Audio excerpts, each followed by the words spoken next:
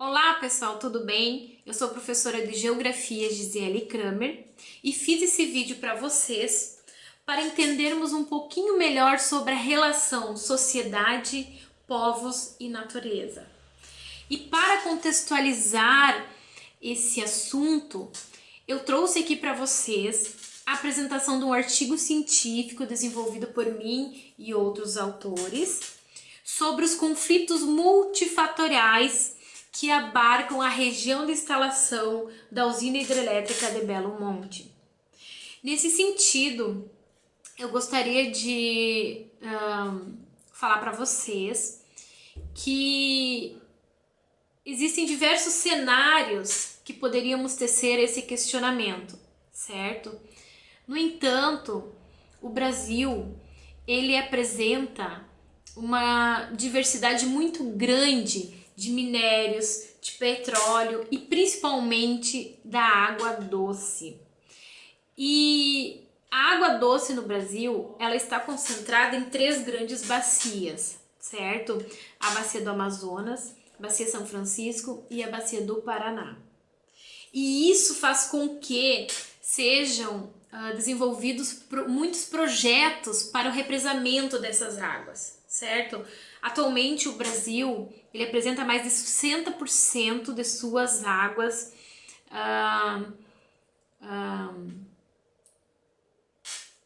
planejadas para o desenvolvimento então de energia hidrelétrica. Isso de acordo com a ANEEL, certo? Mas o plano ambicioso que já tem causado muita controvérsia, de fato, é a instalação então da usina de Belo Monte.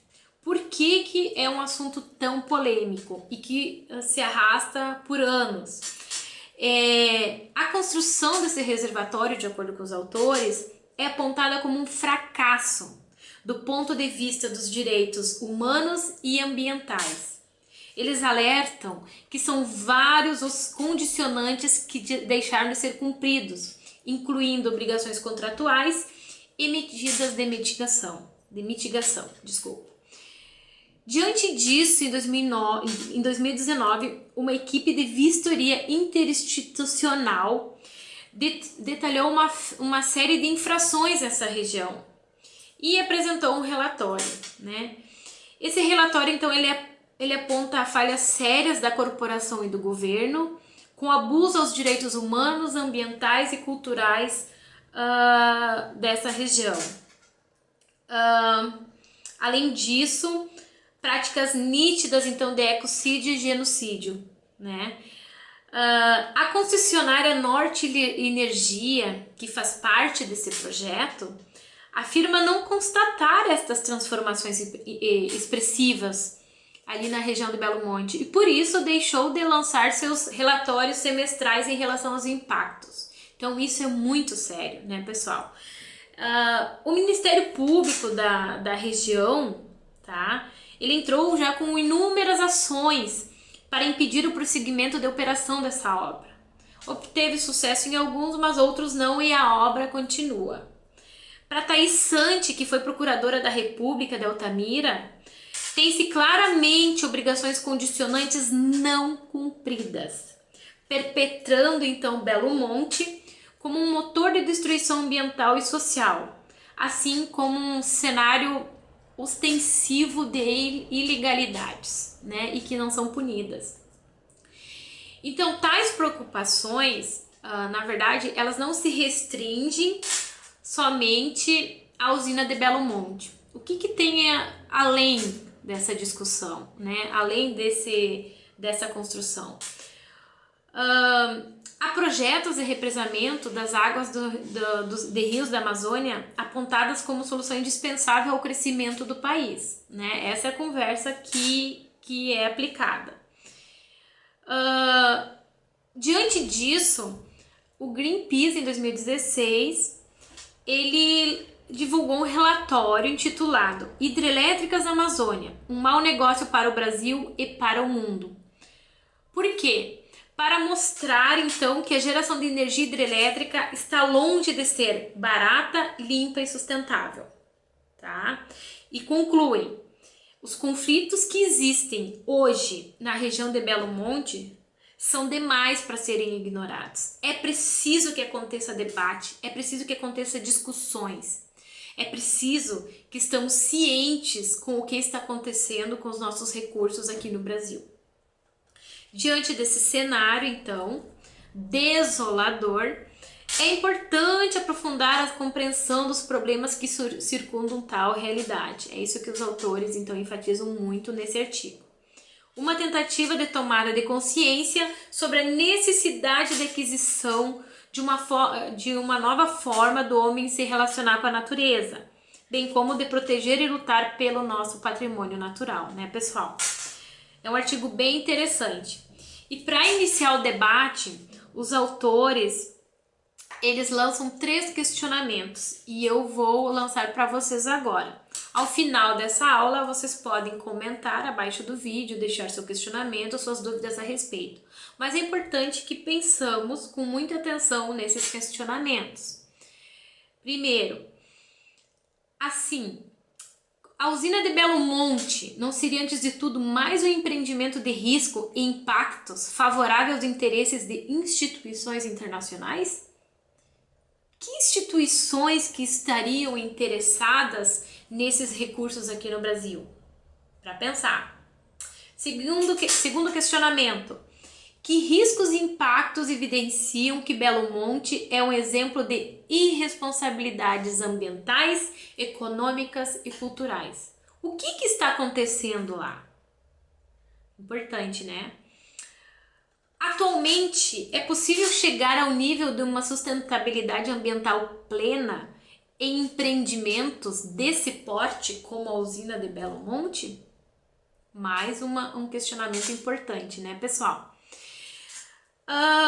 Seguindo aqui, os autores eles fazem uma abordagem bem importante, então, sobre a exploração dos recursos naturais brasileiros e que talvez nos ajudarão a responder o primeiro questionamento. Veja bem, a economia global ela expandiu 14 vezes. O consumo de eletricidade cresceu 16 vezes. Isso no século 20, né, pessoal? O consumo de água aumentou 9 vezes e a produção industrial cresceu na ordem de 40%. A população humana praticamente quadriplicou e as estimativas apontam que poderá alcançar 8 bilhões ainda em 2020. Nessa direção, é possível projetar para as próximas décadas o aumento não só da pressão sobre o suporte físico biológico do planeta, que afetará a todos, mas também as injustiças sociais e que cada vez mais estão sendo escancaradas em cenário brasileiro, né, pessoal? Diante disso, é abordado também a comparecência de algumas empresas aqui no Brasil, empresas internacionais, que têm interesses nos nossos recursos. Então, coloca o seguinte: a comparecência de empresas chinesas no setor de energia é crescente, por meio de parcerias com empresas locais, mediante aquisições ou participação em concessões de leilões promovidos pela ANEEL. Aí eles colocam a questão das estatais chinesas, tá? Como a State Grid e a China Three Gorges, tá? Que se destacam com 12 projetos confirmados em 2018 e investimentos na ordem de 1,7 bilhão aqui no Brasil, no setor de energia.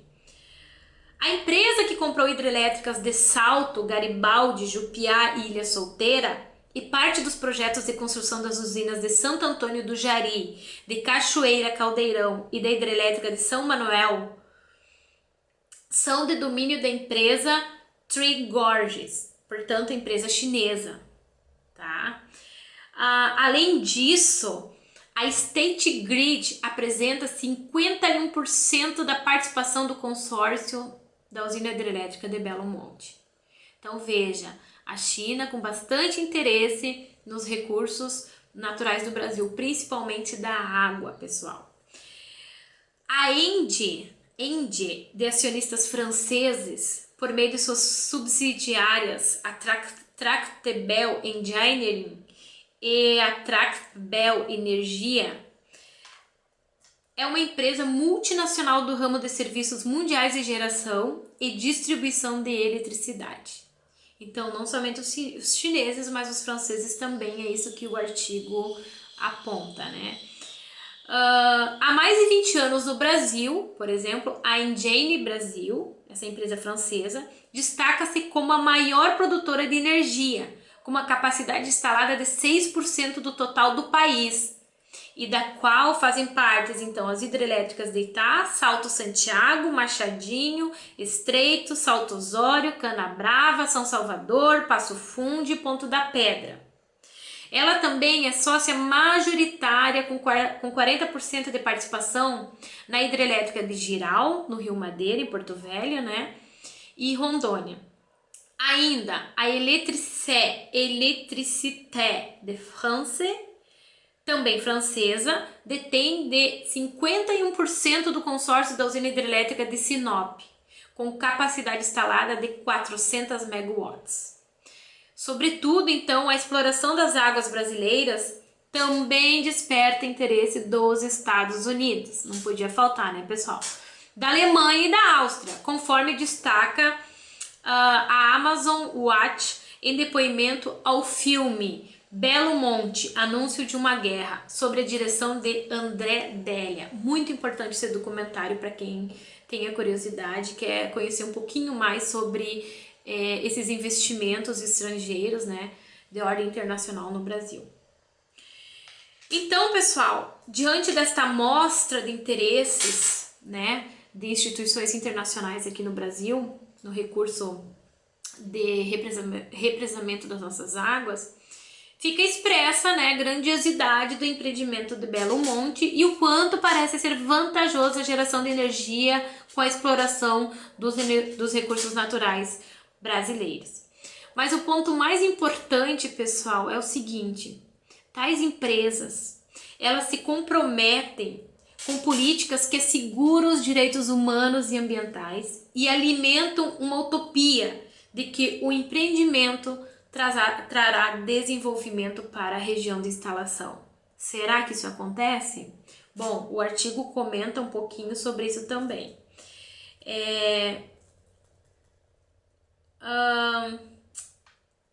Ele aponta, então, quais seriam esses impactos nessas regiões de instalação e evidenciam de que tais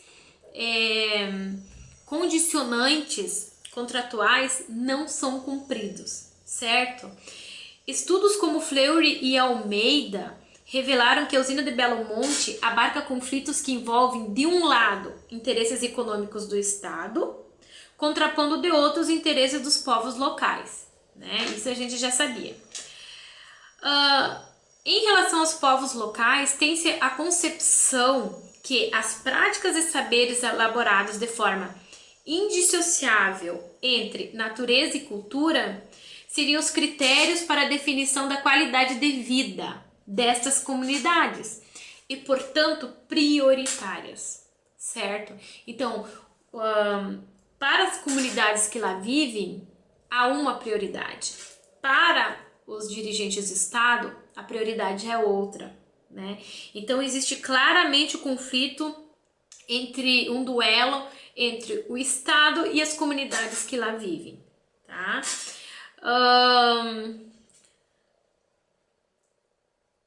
De acordo com uma outra pesquisa também publicada por Junquim Melo, a construção de represas hidrelétricas grandes, como a de Belo Monte, não resolve o problema energético da Amazônia em geral, mas somente aquele dos centros urbanos e industriais, né? E alerta: existe o perigo de que fascinantes possibilidades tecnológicas de grandes projetos industriais de mineração se sobreponham às necessidades energéticas das áreas rurais.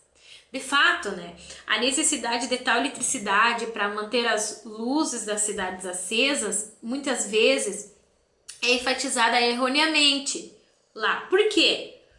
pois reflete verdadeiramente, em parte, a intenção de expandir a indústria de exportação, exportação eletrointensiva como a de alumínio. Então eles chegam com o discurso, né, de que para manter as luzes das cidades acesas na Amazônia, ou de dar um maior conforto para as pessoas dessa região, este projeto vai trazer avanços nesse sentido. Então, os autores aqui, eles alertam para um cuidado, porque, na verdade, essas empresas, elas têm indústrias de exportação na região e que vão se beneficiar diretamente com o uso desta energia, deixando todo o impacto, de certa forma, aqui no Brasil, levando para fora o produto pronto, né? Talvez seja essa a intenção dos autores e o alerta, né?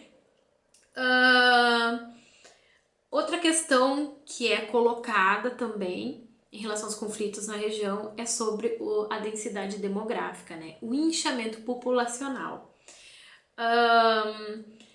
Como resultado das expectativas desse desenvolvimento na região, pela construção de Belo Monte, as cidades próximas apresentaram um crescimento preocupante. Somente em 2013, em Altamira, por exemplo, mais de 25 mil pessoas se concentravam no setor da indústria. Considerando o histórico de inchamento populacional desta cidade ao longo das décadas, né, acredita-se em uma densidade demográfica ainda maior até a conclusão da obra. São chamados o tal do inchamento populacional temporário, né, gente? As pessoas vão em busca de emprego, em virtude da mão de obra que a construção dessa usina abarca, mas é temporário. Depois elas vão embora, tá? Mas a questão maior é o seguinte: esse crescimento populacional numa região que já é precária, que já não consegue atender às demandas sociais da população que ali vive, imagina então de uma hora para outra receber todas essas pessoas, né? Então eles concluem aqui, um crescimento desordenado na população poderá contribuir para declinar ainda mais o índice de desenvolvimento da região, que já não é um dos melhores do Brasil, com apenas 0,66 de acordo com o IBGE, tá? Então, do ponto de vista de estrutura, eles colocam que a região do Belo Monte não está preparada para manter ou receber um maior fluxo populacional, tá? As comunidades indígenas, por sua vez, e as ribeirinhas ou de pescadores, são as mais impactadas, pois ao perderem suas terras para o plantio e a base de sobrevivência com a redução ou contaminação do pescado, se veem em vulnerabilidade social. Relatos da mortandade de peixes e problemas de saúde supostamente ligados à água contaminada já são fatos reais nessa região, assim como em outras barragens da bacia do Tapajós. Lamentavelmente, maior número de projetos econômicos então estão em curso na Amazônia, como já foi falado anteriormente, e certamente contribuirão com dados ainda maiores à sua extensa bacia hidrográfica, principalmente pelas mudanças na dinâmica do fluxo natural dos seus rios, né? Então, pessoal, claramente percebe-se conflito de ordem econômica, conflito de ordem cultural, conflito na ordem de urbanização, de saneamento, de demanda social para o povo. Então são vários os condicionantes, são várias as medidas que deveriam ser tomadas antes da instalação desse empreendimento. E claramente não estão sendo seguidas, tá? Comentam também de outros projetos que estão sendo instalados e tal. Outros estudos com outros autores aqui eles destacam, né, que os modelos de consumo e da produção de espaço também resultaram das expectativas de desenvolvimento da região, atraindo investimentos públicos e privados, principalmente de mercados internacionais. No entanto, a exploração predatória desses recursos nem sempre consideram as especificidades locais, que é o que a gente acabou de comentar, né, gente? Então, mesmo assim, diante de tudo isso, em novembro de 2015, o IBAMA emitiu parecer favorável à operação e prosseguimento do empreendimento, embora o Ministério Público Federal e a Fundação Nacional do Índio tenham se manifestado contra, né? Lamentavelmente, outros projetos de lei estão tramitando no Congresso Nacional com a intenção de adentrar em terras protegidas e indígenas em busca da exploração mineral e outras atividades econômicas. Então isso não é mais novidade pra gente, né, pessoal? Diariamente ou eventualmente a gente escuta na televisão sobre a intenção de explorar essas terras, né, em prol da economia.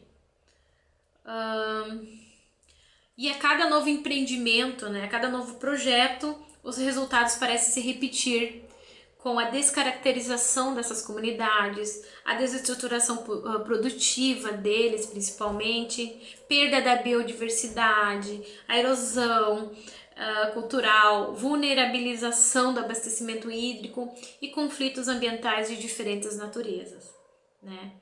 Então, diante do exposto, observa-se que é um equívoco, de fato, assumir a construção da usina de Belo Monte ou de qualquer outra empreendimento de geração de energia e considerá-la uma energia limpa, barata e sustentável, assim como acreditar na proposta de que o empreendimento trará desenvolvimento à região e condições mais dignas de sobrevivência, proporcionando uma melhor qualidade de vida, né?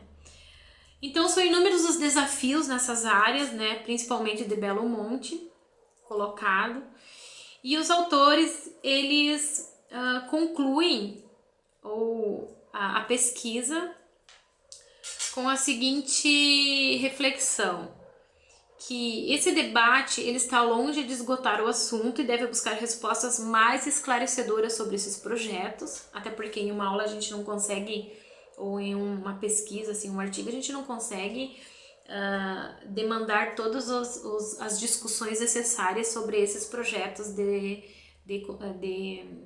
represamento de rios, né? Então, é preciso a gente buscar respostas mais esclarecedoras sobre os projetos de geração de energia no país, e até porque eles seguem um roteiro de exploração de recursos naturais a qualquer custo, sobretudo por empresas brasileiras e internacionais. Então, deve-se explorar com mais detalhes os impactos e tendências do desenvolvimento econômico versus a sustentabilidade, em um estudo de retrospectiva, mas também em perspectiva, que nos auxilie a identificar quais os erros e excessos, bem como a pensar em alternativas para novas sociedades e mais sustentáveis, tá? Indubitavelmente, esses empreendimentos, né, eles devem ter suas atividades planejadas sobre o meio ambiente. Existem legislações, existem leis para isso, sobretudo destacadas majoritariamente na Constituição Federal de 88. Mas o que se vê, pessoal, é que nem sempre a fiscalização